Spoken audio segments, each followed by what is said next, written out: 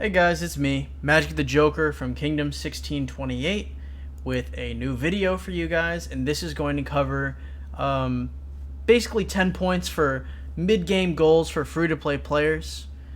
The number one and most crucial, easily the most important thing that a free-to-play player should be looking to do in the mid-game is upgrading your tier 4 elite unit.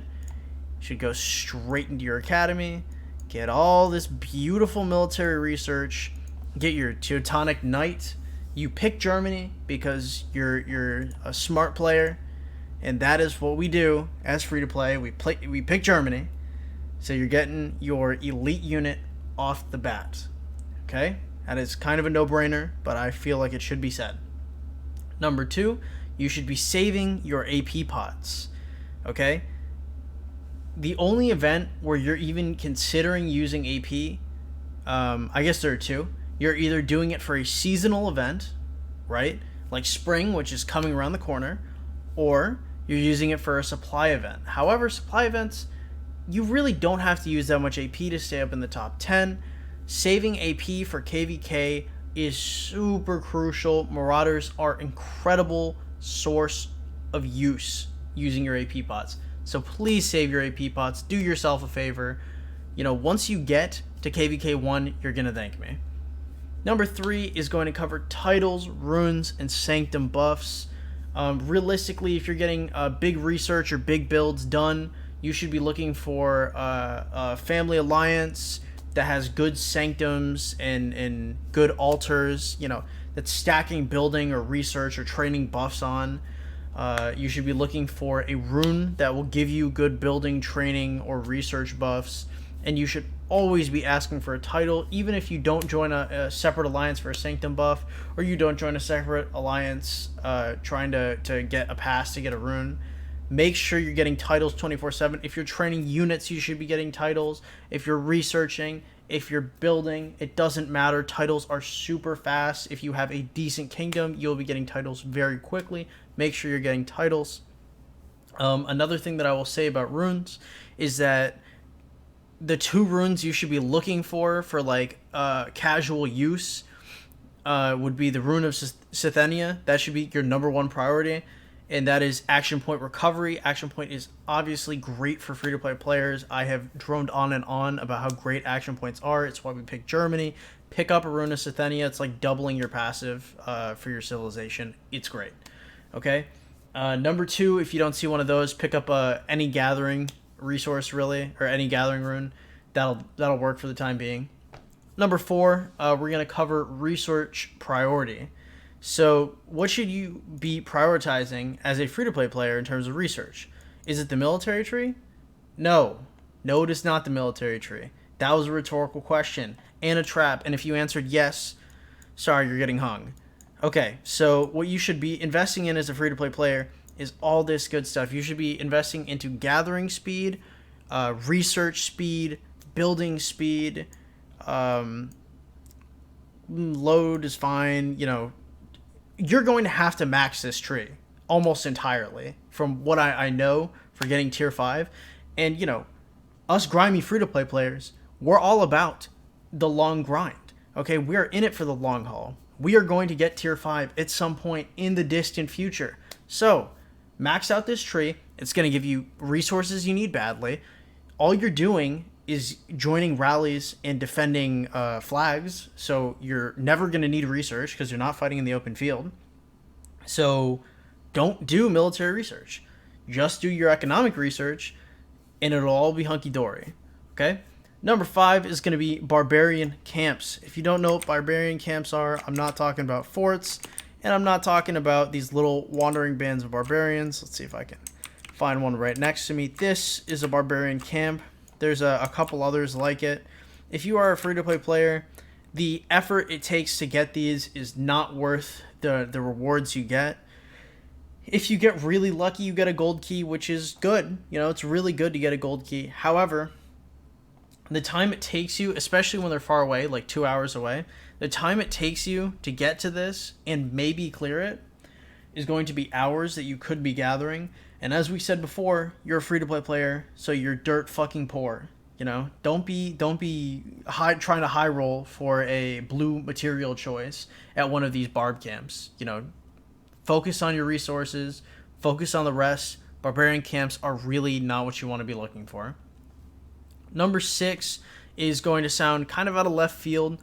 It's organize your city. You know, that's going to sound kind of weird. You know, you look at my city. Is it super well organized? No. Right? I mean, it's not beautiful, but it's, you know, it's got a feng shui about it. Make sure that your city is not in complete disarray and looks horrible. You are not going to be able to keep your attention span if your city looks like shit. The game is going to get boring faster, and free to play, we put time in where other people put money. And if you get bored of the game, you're not going to be able to put time in. So, you know, give your city a little bit of organization. You don't have to do anything super fancy. Just make sure it doesn't look awful. Okay, number 7 is spend your resources wisely. That means, so let's use an example of hospitals, okay? Right here, I have a hospital 21, and that should be my highest level hospital, and these hospitals should be basically like level 1, level 4, right? They should not be high level. Now, I'm an idiot, so I have a hospital 16, 14, and 15, and a 21, right? I'm not fighting on the field. There's no reason for me to have hospital space. My kingdom is at peace. There's no reason for me to have hospital space, okay? Be aware of what you're upgrading. You know, you should be upgrading one of each building up to max so you can max everything out to start going up city halls, okay? Do not spread out your resources.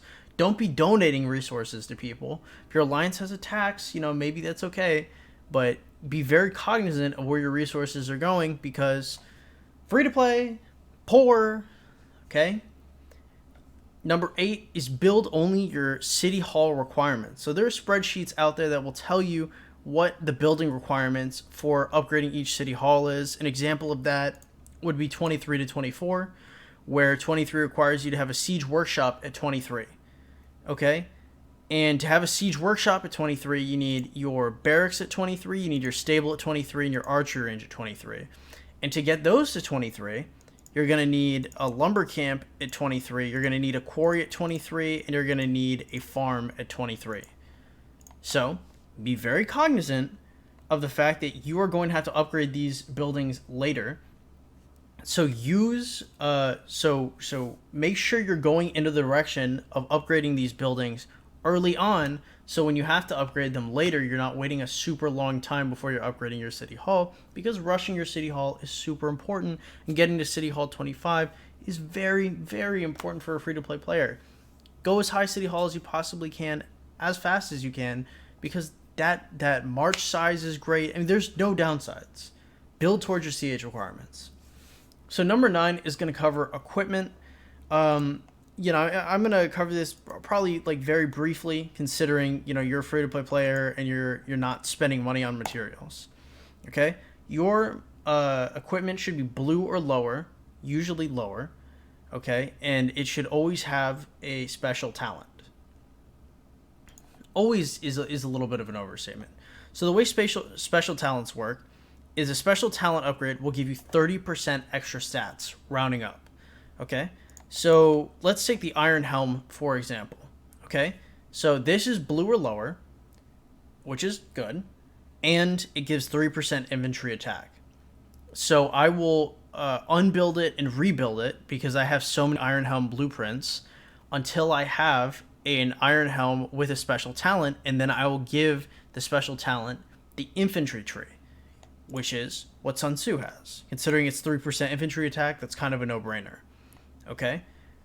So you only want to use your excess gold, which you generally will have a lot on, so you can usually get your special talents. And then, you know, you're pretty much done. I mean, like 1 or 2% extra usually isn't worth it, and specifically it's not worth it because with these higher like purple and legendary items, even if you get to them, right, you're only going to have one blueprint realistically, and if you have that one blueprint, you're not going to be able to get the special talent. And whereas, you know, you could get like maybe 10 or 12% of stats here, you know, you could take 2 months worth of crafting materials to get, you know, 8% of stats. why would you do that? It doesn't make any sense. So equipment should be kept very simple, and really you shouldn't be focusing too hard on it as a free-to-play player. Number 10 is going to be KVK prep, what I have learned now that I'm in KVK. Number 1 is save your AP pots. I touched on this on tip number 2, which was obviously save your AP pots. KVK is why you're saving your AP pots. You're going to get to Marauder, and you're going to blow those AP pots, okay? Marauders are out of this world value, out of this world gems, out of this world speed ups, out of this world resources. It is dream fuel, okay? This is what you want. Save your AP pots for this. Number 2 on your KVK 1 prep, your second bullet, I suppose, is going to be use your troop reserves. So those 20% or those 20,000 troop reserves you get from Ark of Osiris every time you win, you get your 10,000 points, because you should always be getting those 10,000 points because you're a free-to-play player. And, we can't afford to not be getting that. So use all your 20,000 troop reserves and slap them straight onto your tier 4 units as soon as you see the notification that KVK is coming, okay? Your first section of KVK is going to be hunting marauders. Your second section of KVK is going to be training troops, okay? You should pop your full, you should have troop reserves cooking all the way through until that day. It's going to pop. You're going to immediately get your golden keys, and you're going to immediately help your kingdom, which is important because you're a free-to-play player, and usually you're not playing for the kingdom. KVK is where you should be playing for the kingdom. So, use your troop reserves. This is when you want to use them. Help your kingdom out. Okay, number 3 is targeted teleports. God in heaven, please save your targeted teleports. I see people wasting these all the time because they give you so many of them. Realistically, and then your kingdom's at peace. So why do you need them?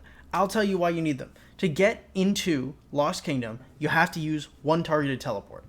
Then if you want to go back to your other kingdom for whatever reason, it's going to be another targeted teleport. Then you've got to go back to Lost Kingdom. So every time you have to go back and forth, it's 2 targeted teleports. These are expensive. They're super expensive, and you can't be spending gems. You cannot. You're a free-to-play player. And another way, I know somebody's going to be like, oh, I'll just go to the shop. Go to the shop, spend my alliance coins. No. You might as well not even have alliance coins. Treat it like you don't have them. Because alliance coins are the only way that a free-to-play player can get passports. And if your alliance decides they're going to migrate and you're a free-to-play player, you could be stuck in this kingdom. So save all your alliance coins. Never use them. Okay? And just in case you ever have to migrate, then you buy passports. You will thank me if and when you have to migrate. Okay? That's going to be it for today. Those are your 10 tips for your mid-game goals for free-to-play players. Good luck in the good luck in the mid-game, guys. It's tough out here for free-to-play. Catch you guys later.